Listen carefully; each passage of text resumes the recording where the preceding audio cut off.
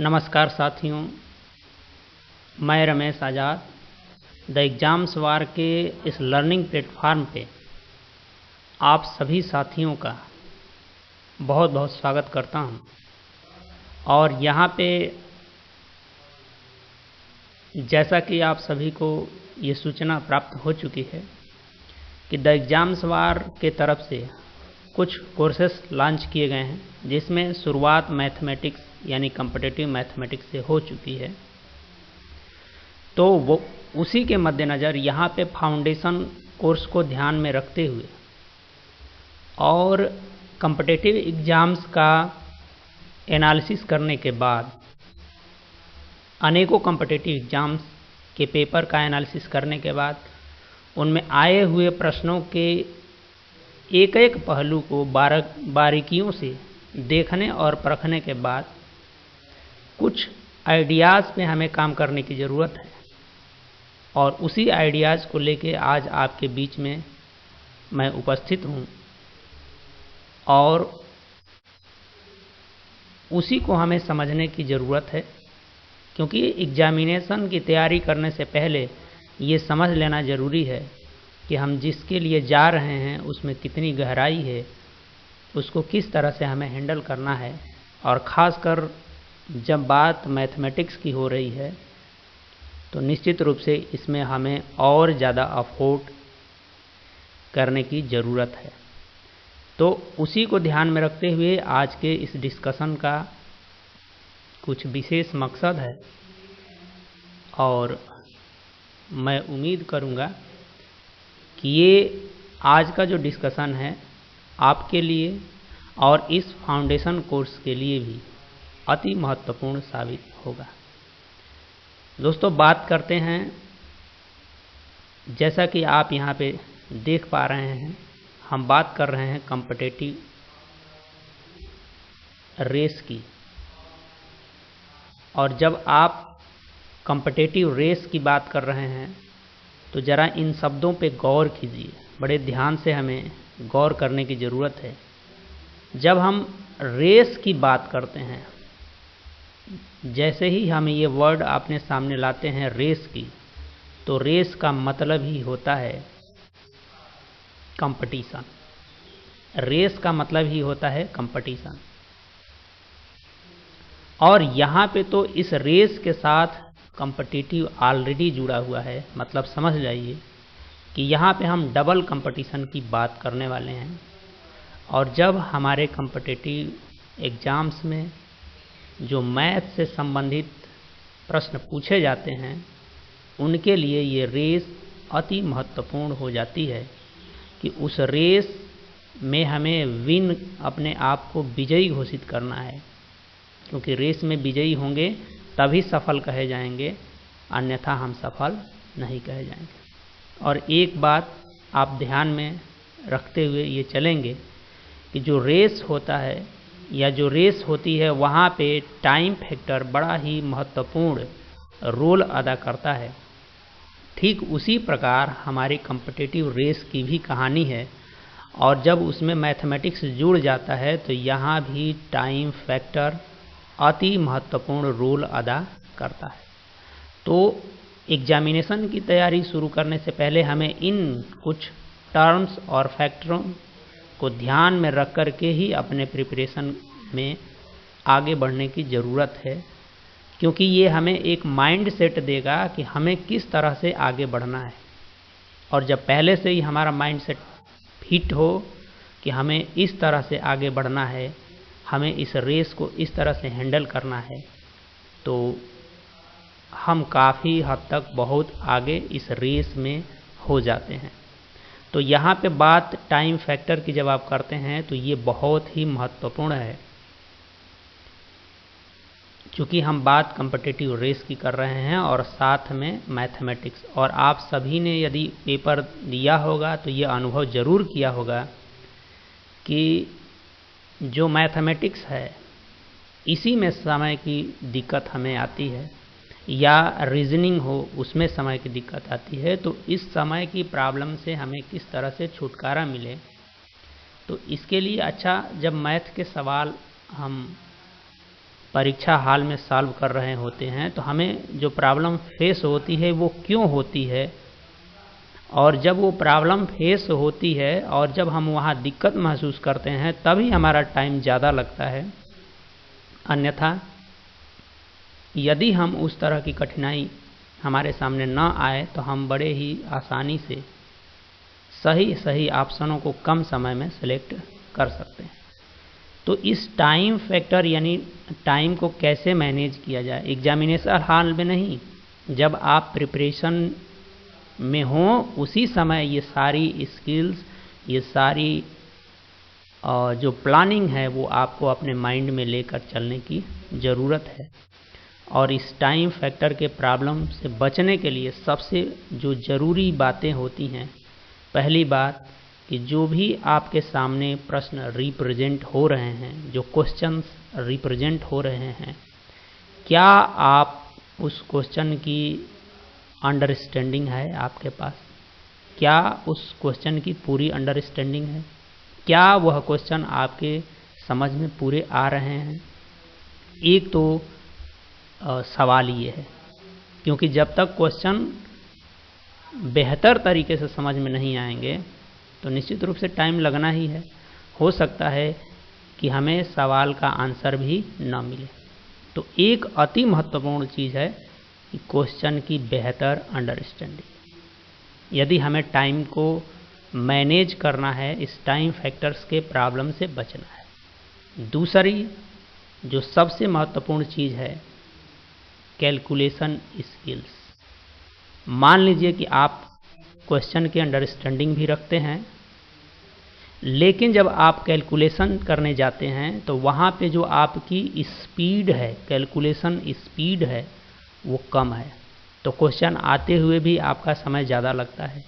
तो दूसरा फैक्टर तो ये है कि यदि हम अपने कैलकुलेशन स्किल को इम्प्रूव करें, पहला फैक्टर ये है कि क्वेश्चन की अंडरस्टैंडिंग को बेहतर बनाएं, और जो इसका तीसरा फैक्टर है, जो उसमें दिए हुए ऑप्शंस होते हैं उनकी भी बेहतर अंडरस्टैंडिंग हो, क्योंकि वहाँ स्मार्ट बनने की ज़रूरत है। अब ऐसा मैं इसलिए कह रहा हूँ, आप समझ चुके होंगे कि हमें परीक्षा में ऑप्शन को सेलेक्ट करने को कहा जाता है, सॉल्व करने के लिए प्रश्न को नहीं कहा जाता है। तो जब ऑप्शन की बात हो रही है कि आप ऑप्शन को सेलेक्ट कीजिए, तो आप ऑप्शन को इग्नोर करके नहीं चल सकते। ऑप्शन को इग्नोर करके नहीं चल सकते हैं, बड़े ध्यान से समझना है। और जब आप प्रिपरेशन कर रहे हैं उसी समय इस तरह की माइंड सेट बना करके चलने की ज़रूरत है। मतलब साफ है कि यहाँ पे ऑप्शन की भी बेहतर अंडरस्टैंडिंग होनी चाहिए। ये बातें हैं। और यहाँ पे ये चौथी जो सबसे महत्वपूर्ण मैं बात करने जा रहा हूँ, कुछ मैजिकल स्किल्स की। अब ये मैजिकल स्किल्स क्या होते हैं? मैजिकल स्किल्स जो होते हैं, जब आप अपने माइंड सेट को कुछ इस तरह से, यानी कि ऑप्शन सिलेक्शन के दृष्टि से सेट करके तैयारी करेंगे, तो ये मैजिकल स्किल्स आपके दिमाग में आती चली जाएंगी और छोटे छोटे जो फैक्ट होते हैं उनका बेहतर एप्लीकेशन कर सकेंगे।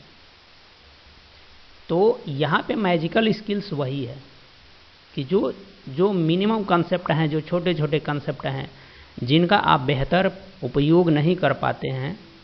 जैसे मेरे कहने का मतलब ये है कि हो सकता है कि आप नंबर सिस्टम पढ़े हों और नंबर सिस्टम में आप यूनिट डिजिट का कंसेप्ट पढ़े हैं, और आपके सामने जो सवाल है वह सवाल है कंपाउंड इंटरेस्ट का।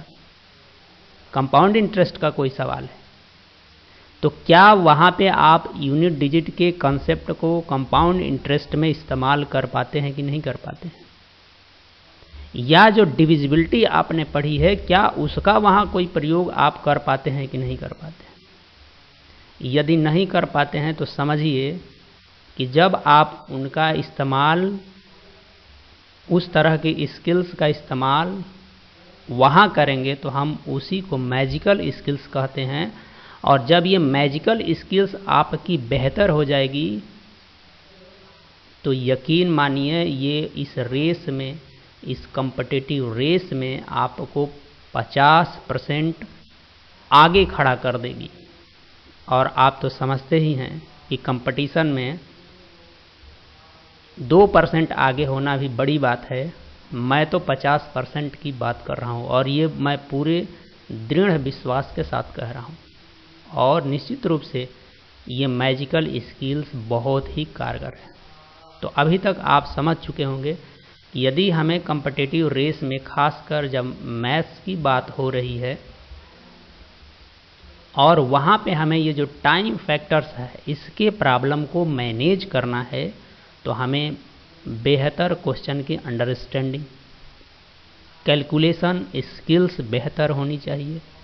साथ ही साथ ऑप्शन की बेहतर अंडरस्टैंडिंग, और जो कंसेप्ट आपने किसी भी चैप्टर में पढ़ा है उन कंसेप्टों का किसी दूसरे चैप्टर में बेहतर एप्लीकेशन आपको करने आना चाहिए, जिसको हम मैजिकल स्किल्स के नाम से जानते हैं।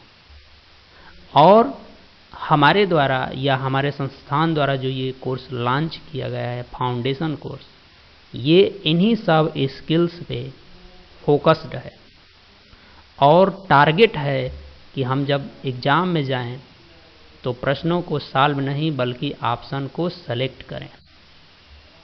तो आइए एक एक को समझते हैं। आपके दिमाग में ये सवाल होगा कि अच्छा चलो ठीक है, इतने सारे स्किल्स की बात तो हम समझ रहे हैं कि बेहतर कर लेंगे, लेकिन इनकी किस तरह से हम इनको डेवलप करें अपने दिमाग में। तो एक एक करके समझते हैं कि क्वेश्चन की अंडरस्टैंडिंग जब हम कह रहे हैं, अंडरस्टैंडिंग ऑफ क्वेश्चन, तो इसका क्या मतलब है। जब हम अंडरस्टैंडिंग ऑफ ऑप्शंस कह रहे हैं तो इसको किस तरह से हमें इम्प्रूव करने की ज़रूरत है, क्या हमारा फ्रेमवर्क होना चाहिए कि जब हमारे सामने क्वेश्चन आए तो किस तरह से हमें उसे देखने की ज़रूरत है। और ये शुरुआत से ही इस तरह की ट्रेंडिंग माइंड सेट लेके जब आप चलेंगे तो ये सारे वर्क निश्चित रूप से होते हुए चले जाएंगे। तो आइए बात करते हैं कि किस तरह से हमें क्वेश्चन की अंडरस्टैंडिंग को बेहतर बनाने के लिए वर्क करने की ज़रूरत है। तो इसके तहत ये जो थीम आपके सामने प्रदर्शित हो रही है, ज़रा इसको गौर से देखिए। और जब मैं बात यहाँ पे कह रहा हूँ कि ज़रा इसको गौर से देखिए, तो बिल्कुल गौर से देखना है आपको।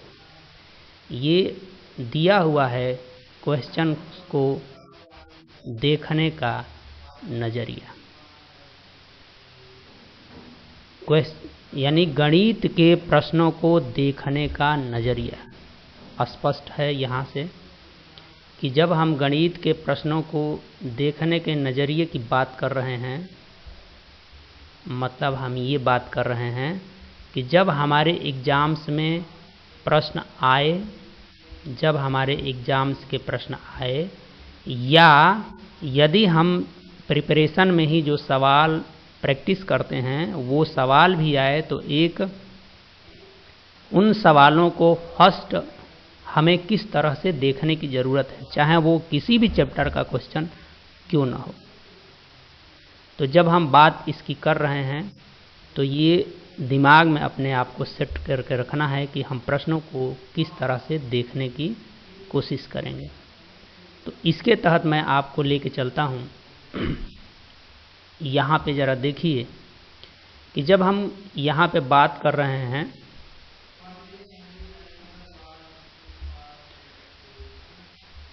प्रश्न की, तो सबसे पहले दिमाग में सेट कीजिए कि हमारे पास मान लीजिए कि कोई क्वेश्चन है। तो सबसे पहले आप क्वेश्चन को 2 कैटेगरी में बांटकर देखने का प्रयास करेंगे। पहली कैटेगरी होगी कंडीशंस और जो दूसरी उसकी कैटेगरी होगी आस्किंग पॉइंट।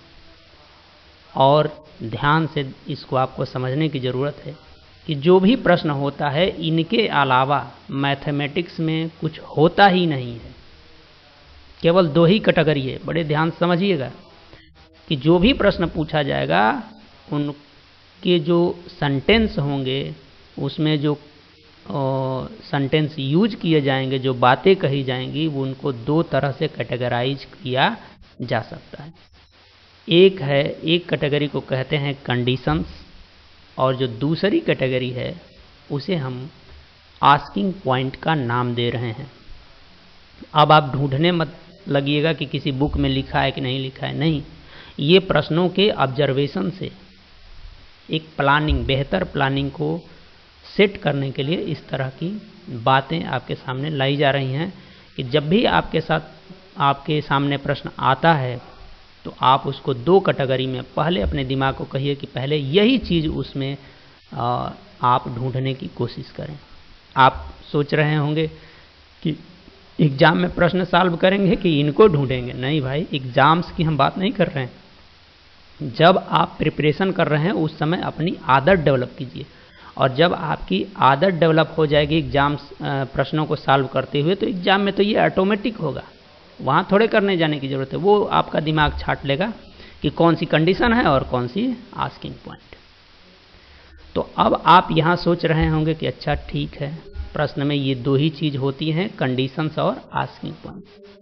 कंडीशंस का क्या मतलब है? अगर हिंदी में अपन बात करें तो शर्त की बात करते हैं, और ये जो पूछा जाता है, आस्किंग पॉइंट यानी कि जो पूछा जाता है। यहाँ पे मैं एक व्यवहारिक एक प्रसंग ले रहा हूँ, ज़रा समझने की कोशिश कीजिए। जैसे मान लीजिए कि आप अपने घर पे ये कह के जाते हैं कि सब्जी बना दीजिएगा, है ना, सब्जी बना दीजिएगा। तो ये जो सब्जी बनाने की जो आपने बात कही, ये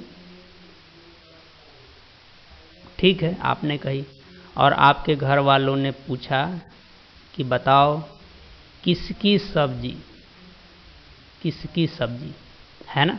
तो जो आपने ये किसकी सब्जी लगाया तो आस्किंग पॉइंट हो गया, ये हो गया आस्किंग पॉइंट। या आप जरा ऐसे ही कह के निकल गए होते और मान लीजिए कि कोई ये नहीं पूछता, आप कह लिए होते दरवाजे से बाहर से, आप कहते हुए कि हाँ भाई आज सब्जी रोटी बना देना, तो जो बनाने वाला है वो तो कंफ्यूज है कि हम सब्जी बनाएं तो बनाएं किसकी, क्या पनीर की सब्जी बनाएं, मटर की, आलू मटर की बनाएं, किसकी सब्जी बनाएं। ठीक, तो जब आप ये सब्जी बनाने की बात कर रहे हैं तो हो सकता है कि आपने किचन में पनीर ला के रख दिया हो, और पनीर के साथ क्या ला के रख दिया हो, मटर ला के रख दिया हो, और जो सब्जी बनाने वाला जब जाता है तो देखता है कि अच्छा किचन में तो पनीर है, मटर है। इसका मतलब ये है कि वो समझ गया कि सब्जी पनीर और मटर की बनानी है। तो ये जो पनीर और मटर की कहानी है सिंपल से इस प्रसंग में, यही कंडीशंस है, यही कंडीशंस है। मतलब सब्जी बनाने की बात ठीक है, तो सब्जी बनाने के लिए जो रिक्वायर्ड है, किसकी सब्जी, तो अगर हमें पनीर और मटर की सब्जी बनानी है तो हमें रिक्वायर्ड है पनीर और मटर एटलीस्ट। तो ये कंडीशंस है।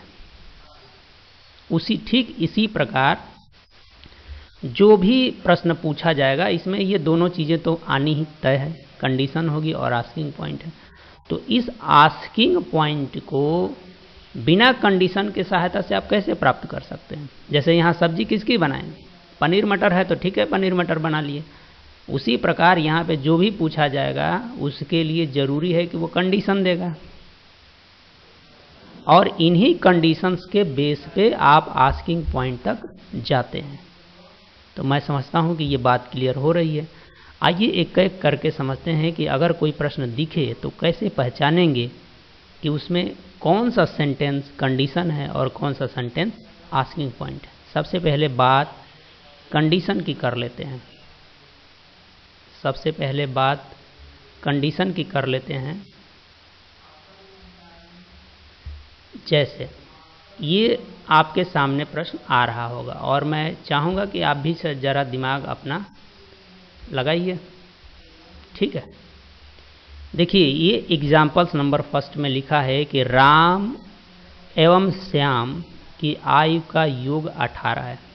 ज़रा ध्यान से देखिएगा, यहाँ से यहाँ तक एक पूरा सेंटेंस कंप्लीट होता है, एक पूरा सेंटेंस क्या हो रहा है, कंप्लीट हो रहा है, तो ये भी एक सेंटेंस है।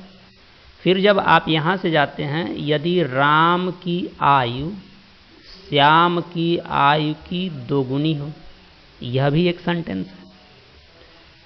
तो अब मैं आपसे ये पूछूं कि जब आप इस सेंटेंस को देखते हैं तो ये क्या है? जो भी प्रश्न इसमें पूछा जाने वाला है उसके लिए कंडीशन ही तो है। ये पहले से बताया है कि भाई राम और श्याम हैं और उनकी आयु का योग 18 है, यानी कि एक सीधा सीधा सा स्टेटमेंट दे दिया, कुछ इन्फॉर्मेशन दे दिया है कि उनके आयु का योग क्या है, 18 है। इसका मतलब कि ये हमारी हो गई कंडीशन। ये क्या हो गई, कंडीशन, यानी कि जो प्रोवाइड है, जिसमें कुछ पूछा नहीं जा रहा है, जिसमें शर्त है, सिर्फ शर्त है कि अच्छा राम और श्याम की आयु का योग 18 है, ये एक शर्त हो गई, कंडीशन नंबर फर्स्ट हो गई। यहाँ पे आइए, यदि राम की आयु श्याम की आयु की दोगुनी है, तो ये भी बात सिंपल सी एक बात कही जा रही है, एक इन्फॉर्मेशन दी जा रही है, तो यह भी कंडीशन हो गई। तो ये कंडीशन नंबर सेकेंड हो गई। बात समझ में आ रही होगी। अब चूंकि मैंने इसमें अभी आस्किंग पॉइंट नहीं रखा है कंडीशन समझाने के लिए, ठीक है, आपके मन में सवाल और भी बहुत सारे होंगे। आइए जरा इस प्रश्न में देखते हैं, ठीक है। घबराने की कोई बात नहीं है। जब हम कोर्स को आगे लेके चलेंगे तो उसमें तो आपको एक दृष्टिकोण मिल गया ना कि हमें प्रश्न को कैसे देखना है, कंडीशंस और आस्किंग पॉइंट में। तो कंडीशन को पहचानेंगे कैसे, तो ऐसे पहचानने की ज़रूरत है। अब कहा कि कोई व्यक्ति किसी बैंक से 5% वार्षिक साधारण ब्याज की दर से, ध्यान से देखिएगा, इसमें कहा है कि चलो कोई व्यक्ति किसी बैंक से 5% वार्षिक साधारण ब्याज की दर, यह एक बात है, ये भी एक इन्फॉर्मेशन है। इसी में जोड़ते हुए एक और इन्फॉर्मेशन दिया कि 10 वर्षों के लिए। देखो यहाँ से यहाँ देखेंगे आप तो कंडीशन फर्स्ट, ये इसमें जो इन्फॉर्मेशन दी है ये भी कंडीशन सेकेंड, और फिर आगे कहा कि 10,000 रुपया उधार लिया, तो क्या हो गया, कंडीशन थर्ड। यानी कि इस प्रश्न में वह व्यक्ति किसी बैंक से उधार लिया है, इसकी इन्फॉर्मेशन दिया है। भाई उधार तो ठीक है, क्या उधार लिया है, पैसा उधार लिया है, कितना उधार लिया है, तो एक इन्फॉर्मेशन दे 10,000, तो एक कंडीशन हो गई। फिर पूछा कितने वर्षों के लिए उधार लिया है, तो ये भी एक इन्फॉर्मेशन हो गई, 10 वर्षों के लिए दिया ही। फिर अच्छा कि अच्छा ब्याज क्या लिया, ब्याज क्या लगा रहा होगा बैंक, अच्छा 5% वार्षिक, कौन सा, साधारण ब्याज, यह भी एक इन्फॉर्मेशन है। तो ये इन्फॉर्मेशन है। तो इस तरह की जो इन्फॉर्मेशन हमें प्रोवाइड होती हैं प्रश्न में, वही कंडीशंस होती है, वही कंडीशंस होती हैं। सवाल आपके मन में ये होगा कि अच्छा बात आप कंडीशंस की कर रहे हैं, यहाँ तो 2 ही कंडीशन है, यहाँ 3 कंडीशन। देखिए कंडीशंस की कोई लिमिट नहीं है, कंडीशन की कोई लिमिट नहीं है। वो कंडीशन बहुत सारा दे सकता है ना, कंडीशन बहुत सारा दे सकता है। तो कंडीशन को ऐसे पहचानना है। तो अब अगर बात आप करेंगे तो कभी कभी क्या होगी ना कि ये कंडीशन बहुत सिंपल होगी। सिंपल मतलब बहुत इजी से समझ में आ रही होगी। या क्या करेगा एग्जामिनर, अगर थोड़ा सा प्रश्न को हाई बनाना चाहता है तो कंडीशन को क्या कर देगा, कॉम्प्लेक्स कर देगा, थोड़ा जटिल कर देगा, ताकि आपका उसमें माथा उलझे, है ना। तो कंडीशन 2 ही तरह की हो सकती है, सिंपल या कॉम्प्लेक्स। अब उसको पकड़ना आपको है, और ये पकड़ने की कला कब आएगी, जब आप बेहतर अंडरस्टैंडिंग लेके रखेंगे कंसेप्ट्स के, टर्म्स के, ठीक है। तो ये है कंडीशन। बात समझ में आ रही है। अब चलिए बात हम आस्किंग पॉइंट की कर लेते हैं कि आस्किंग पॉइंट में क्या बात होगी। ये देखिए छोटी छोटी बातें मैंने आपके सामने रखी है, बहुत ही प्यारी प्यारी सी बातें रखी गई है आपके सामने। इसमें कहा है कि राम की आयु ज्ञात कीजिए। जैसे कोई प्रश्न रहेगा उसमें बाकी उधर कंडीशन दिया है, ये कहा कि राम की आयु ज्ञात कीजिए। तो सिंपल सी बात कह रहा है, ये प्रश्न पूछ रहा है, ये हमसे आस्क कर रहा है। तो ये आस्क कर रहा है, इसलिए ये क्या हो जाएगा, बोलो, आस्किंग पॉइंट। Asking point. समझ रहे हैं? तो कुछ ना कुछ तो पूछा जाएगा ना। देखिए यहाँ पे, अब यहाँ पे कहा तो दोनों की वर्तमान औसत आय ज्ञात कीजिए, यह भी पूछ रहा है, यह भी क्या कर रहा है, आस्क कर रहा है। तो ये भी हो गया आपका आस्किंग पॉइंट। अब जरा यहाँ पे आप देखने की कोशिश कीजिए। ये देखिए कहा है, पकड़ रहे होंगे आप लोग बखूबी इन चीज़ों को। यहाँ पे देखिए कहा है कि तो 10 वर्ष बाद उसके द्वारा चुकाया गया धन क्या था। एक बात समझना, यहाँ पे अभी इतनी सी बात कहा है, ये तो कंडीशन का पार्ट है, यह भी कंडीशन है, ये भी कंडीशन है, थोड़ी सी डाइवर्टेड कंडीशन है, और कोई अंतर नहीं है ना। 10 वर्ष बाद ये भी दे दिया है कंडीशन, कितने वर्षों बाद, 10 वर्षों बाद। क्या पूछ रहा है, चुकाया गया धन। ये आपका आस्किंग पॉइंट है, ये है आपका आस्किंग पॉइंट। तो आपको बात समझ में आ रही है ना। तो हमने शुरुआत कहाँ से की, एक बार रिवाइज कर लेते हैं इस बात को। हम बात कर रहे हैं कॉम्पिटिटिव रेस को, तो कॉम्पिटिटिव रेस में आप ये समझ पा रहे हैं। फिर ये जो गणित है, इसके प्रश्नों को देखने के नज़रिए की बात अभी हम लोग कर रहे हैं, ठीक है। तो जब गणित के प्रश्नों के देखने के नज़रिए की बात हमने की, तो इसमें बात क्या आ गई कि जो क्वेश्चन हैं उसमें 2 ही कैटेगरियाँ होती हैं, कंडीशंस और आस्किंग पॉइंट। ये दिमाग में रखना है जब आप प्रिपेयर कर रहे हैं, और इसी के मद्देनज़र अपने प्रिपरेशन को मैथमेटिक्स में आगे बढ़ाएंगे, ताकि एक हैबिट विकसित की जाए।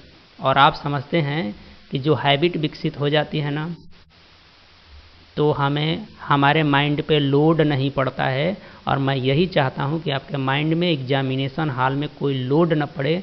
जैसे आप जीएस के प्रश्नों को हैंडल करते हैं, कहीं उससे आनंद लें, उससे ज़्यादा आनंद आपको मैथ के प्रश्न में आए। और इसके लिए ये ज़रूरी है प्लानिंग, ध्यान रखना, प्लानिंग ज़रूरी है। बिना प्लानिंग का कोई बेहतर काम नहीं हो सकता है। ये आप भी समझते हो, मैं भी समझता हूँ, और सारे लोग भी समझते हैं। और नहीं समझते हैं तो समझिए।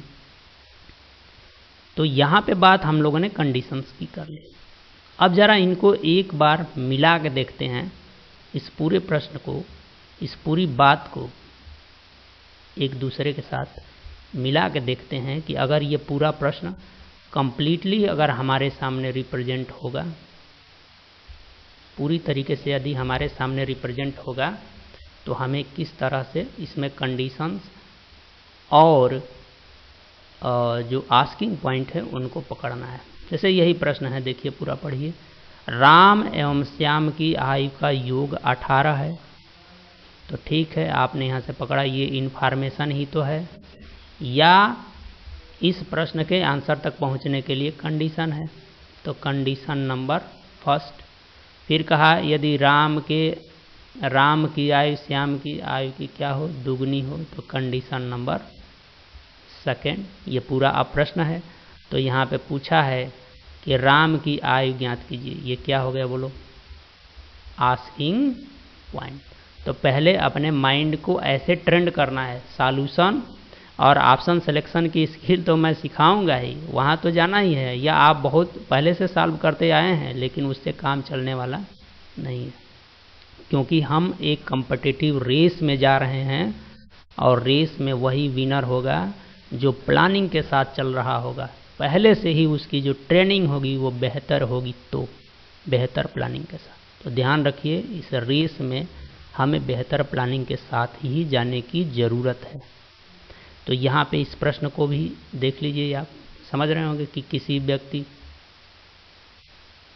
कोई व्यक्ति किसी बैंक से 5% वार्षिक, एक इन्फॉर्मेशन ये हो गई, वार्षिक और साधारण ब्याज की दर, ये पूरी इन्फॉर्मेशन, ये तो कंडीशन फर्स्ट हो गई। यहाँ से आइए 10 वर्षों के लिए, तो ये कंडीशन सेकेंड हो गई। फिर क्या, 10,000 रुपया उधार लिया, कंडीशन थर्ड हो गई।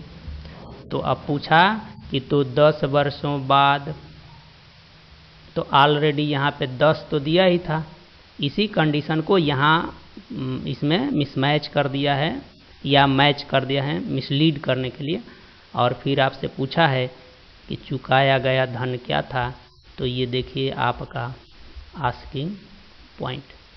तो ये सब मेरे कहने का मतलब ये है कि आप जब भी मैथमेटिक्स के प्रश्न को देखें तो उन्हें कैटेगराइज करें।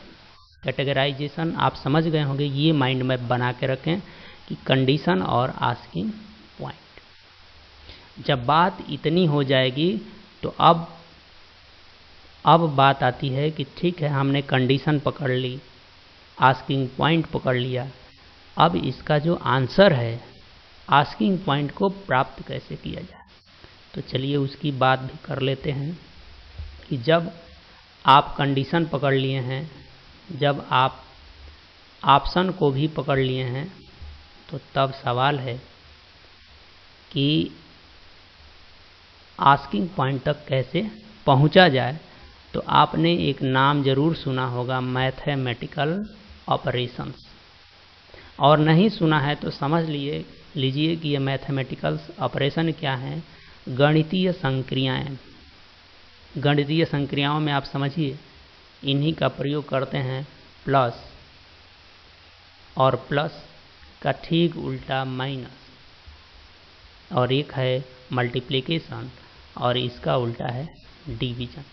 ये 4 तो मुख्य ऑपरेशंस हैं, और मैं समझता हूं कि आप इनका बखूबी मतलब भी समझते होंगे। साथ ही साथ कुछ और आ जाते हैं, इज इक्वल टू, इसका भी मतलब समझते हैं, इज लेस और इज ग्रेटर, या आपको कभी कभी ये ऐसे भी मिलते हैं, इनका भी मतलब आप समझते हैं। तो जब आप कंडीशन को समझ गए, आस्किंग पॉइंट को समझ गए, तो करना क्या होता है कि आपको आस्किंग पॉइंट तक पहुंचना होता है।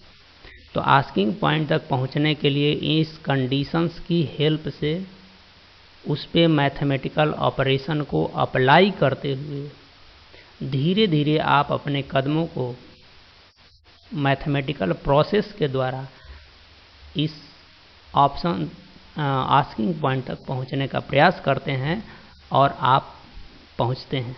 इस तरह से आपको आस्किंग पॉइंट मिल जाता है और बड़े आप खुश होते हैं। और दिक्कत आपको यहाँ भी आती है, ये भी कोई बहुत आसान सी चीज़ नहीं है।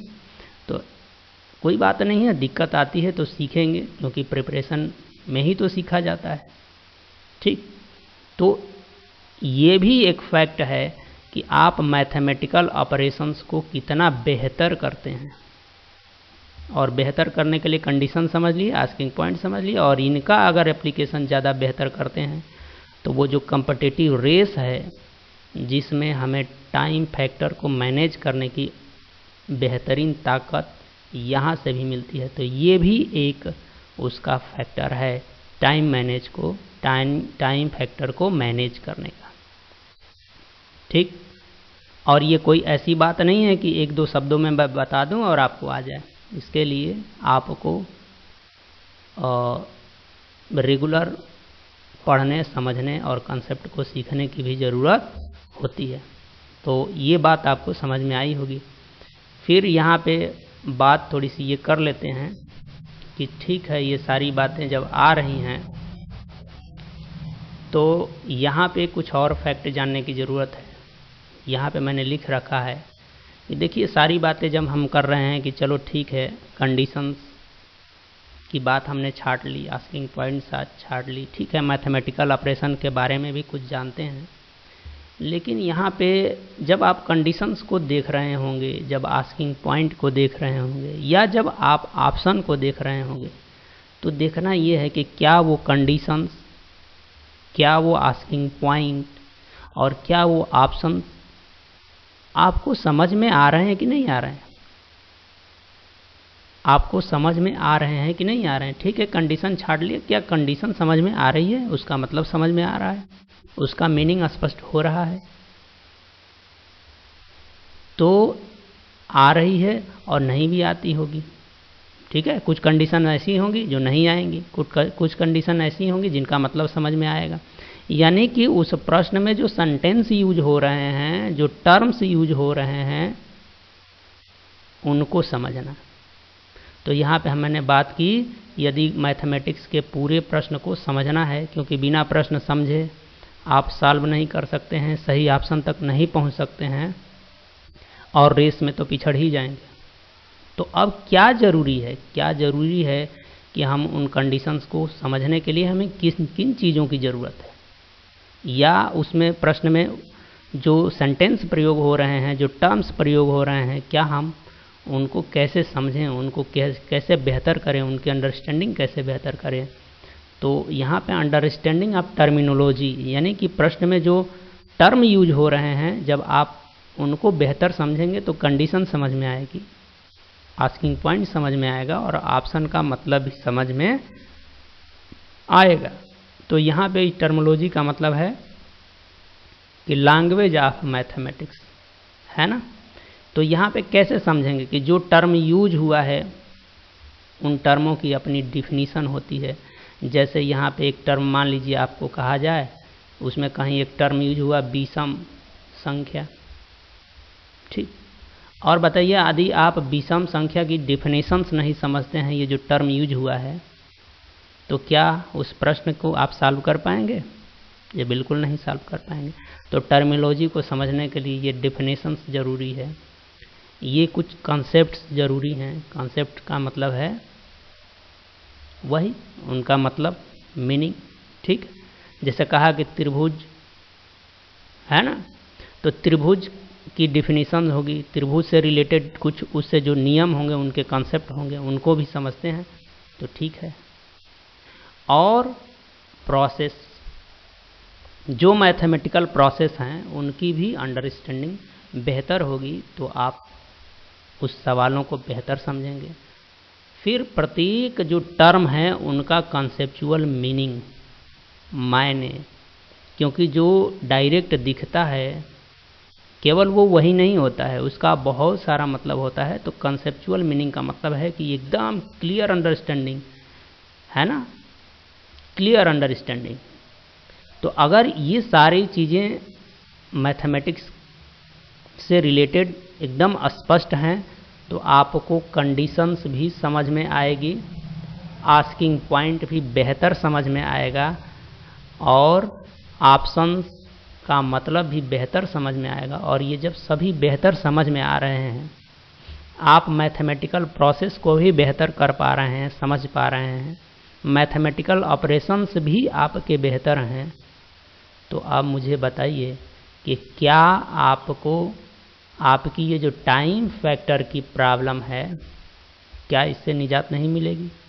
और जब इससे आप छुटकारा पा ही जाओगे, इसको मैनेज कर लोगे ये सारी बातें समझ करके, तो ये जो रेस थी, जिस रेस की हम लोग बात कर रहे हैं, क्या इस रेस में आप आगे नहीं होगे? बिल्कुल आगे होगे, है ना। तो एक बेहतर प्लानिंग के तहत सबसे बेहतर प्लानिंग यही है कि क्वेश्चनों की अंडरस्टैंडिंग को बेहतर करना, और उसको बेहतर करने के लिए ज़रूरी है कि जो मैथमेटिकल कंसेप्ट हैं, जो लैंग्वेज हैं, वो बेहतर आपके हों। और इसी को ध्यान में रखते हुए एग्जाम सवार की तरफ से फाउंडेशन कोर्स को लॉन्च किया गया। उसमें एक एक बातों को बड़े ही ध्यान से देखने और समझने की कोशिश की गई है, ताकि हम आपकी अंडरस्टैंडिंग को बेहतर कर सकें। और जब आपकी अंडरस्टैंडिंग बेहतर हो जाएगी, आप उन सभी अंडरस्टैंडिंग का बेहतर एप्लीकेशन कर पाएंगे, तो यकीन मानिए एग्ज़ाम में 90% प्रश्न ऐसे होंगे जिनमें आपको पेन पेपर की ज़रूरत नहीं होगी। With the help of option और क्वेश्चन में जो लूप होल्स होंगे उनका प्रयोग करके आप ज़्यादा से ज़्यादा ऑप्शन सेलेक्ट कर पाएंगे, ठीक है। तो मैं समझ रहा हूँ कि ये सारी बातें आपको समझ में आ रही हैं। तो अभी तक का ये जो पूरा का पूरा सेशन समर्पित था कि क्वेश्चनों को किस तरह से हम बेहतर अंडरस्टैंडिंग तक ले जाएं और जो ये रेस है उससे बाहर निकलें, ठीक है। तो यहाँ पे अब थोड़ा सा अप्लीकेबल मैटर देख लेते हैं कि अगर मान लीजिए कि ये क्वेश्चन है, एग्ज़ाम में आया है आप समझ रहे हैं कंडीशन क्या है और आस्किंग पॉइंट क्या है, तो किस तरह से इसका इस्तेमाल करेंगे। तो यहाँ पे कुछ मैथमेटिकल प्रोसेस भी होते हैं, तो आइए इस सवाल को थोड़ा सा सॉल्व करते हैं, है ना। तो देखिए कैसे सॉल्व करेंगे, जो सेंटेंस है उसको मैथमेटिकली कैसे लिखते हैं और मैथमेटिकली उसको कैसे डील करते हैं। तो यहाँ पे दिया है कि राम एवं श्याम की आयु का योग क्या है, 18 है। तो क्या हम यहाँ पे राम और श्याम की आयु जानते हैं? नहीं जानते हैं। तो मान लीजिए कि राम की आयु x वर्ष है और श्याम की आयु y वर्ष है। तो कहा कि इनको जोड़ दो तो कितना आएगा, 18 वर्ष। भाई 1 और 17 जोड़ोगे तब भी 18 होगा, 2 और 16 जोड़ोगे तब भी 18 होगा। तो इस तरीके से बहुत संख्याएं ऐसी हैं जिनको जोड़ोगे तो 18 होगा। अब चूंकि हमें यहाँ नहीं पता है तो मान लेंगे कि राम की आयु x वर्ष है और श्याम की आयु y वर्ष। ठीक है, ये पूरी कंडीशन को हमने यहाँ पे लिख दिया मैथमेटिकली। अब दूसरी कंडीशन पे आते हैं। कहा कि यदि राम की आयु श्याम की आयु की 2 गुनी है, तो भैया जो राम की आयु क्या है, x है, तो राम की आयु श्याम की आयु की 2 गुनी है। इसका मतलब क्या है कि श्याम की आयु जो है y है, तो इसको 2y कर दो, इसका 2 गुना कर दो, यही ना है। तो 2 गुना कर दिया और कहा कि ये जब इसका 2 गुना करोगे तो ठीक है उसी के बराबर होगी, तो बराबर का चिन्ह लगा लो। तो पहली कंडीशन से इक्वेशन फर्स्ट बना और दूसरी कंडीशन से इक्वेशन सेकंड बना। तो पूछ रहा है कि राम की आयु ज्ञात कीजिए, मतलब वो जानना चाहता है इस x का वैल्यू बताना है, x की वैल्यू बतानी है।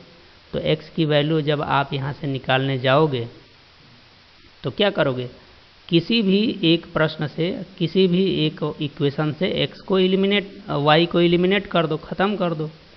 तो जब आप यहाँ से आना चाहेंगे तो यहाँ से y की वैल्यू निकालो ज़रा।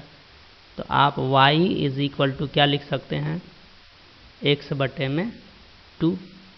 तो यहाँ से ये मिल गया और इसको अब इस वाले इक्वेशन में रख दो, ये वाली वैल्यू y के जगह पे क्या रख दो, ये। तो जब आप यहाँ पे रखोगे तो देखो x प्लस x बटे में 2, y के जगह पे तो इतना रख सकते हैं, है ना, क्योंकि कह ही रहा है। ये मैथमेटिकल प्रोसेस है और मैंने ये कंडीशन को मैथमेटिकली ऐसे लिखा, ठीक है।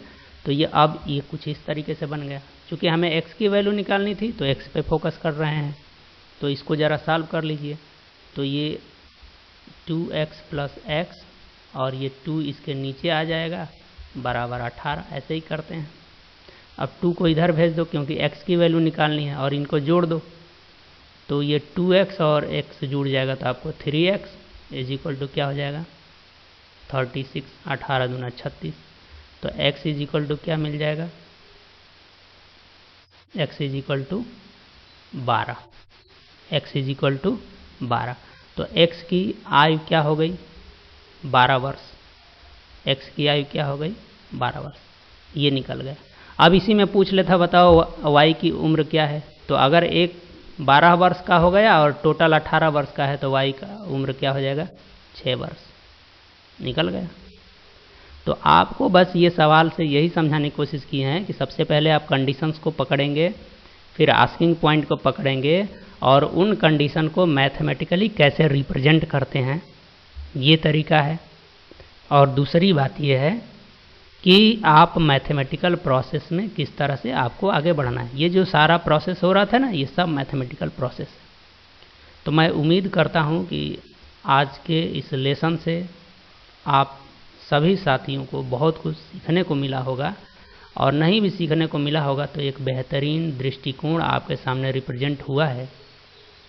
और मैं चाहूँगा कि आप इसी तरह का माइंड सेट बनाइए, और चाहे आप स्वयं से तैयारी कर रहे हैं या कहीं और पढ़ रहे हैं, या आप चाहते हैं कि द एग्ज़ाम्स वार के इस फाउंडेशन कोर्स से जुड़ना, तो आप जुड़िए, लेकिन आप इसी दृष्टिकोण से आगे बढ़ने की कोशिश कीजिए, आपको बेहतर फ़ायदा मिलेगा।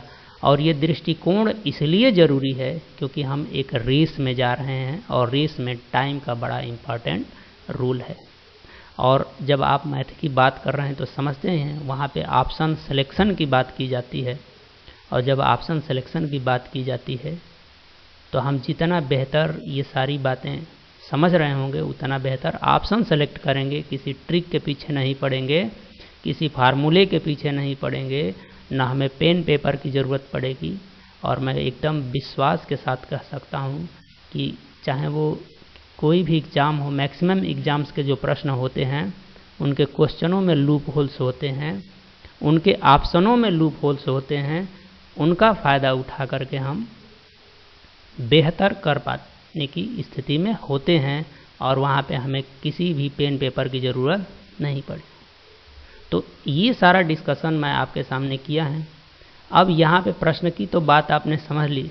जो नेक्स्ट अपना डिस्कशन होगा उसका संबंध होगा गणित के प्रश्नों के ऑप्शन को देखने का नज़रिया। अब चूँकि इसी सेशन में मैं इसको लूँ तो ये जो सेशन है बहुत ही लंबा हो जाएगा, इसलिए इसको दूसरे सेशन में मैं लूँगा और वहाँ पे जो ऑप्शन को देखने का भी जो दृष्टिकोण है उन पे बात करेंगे।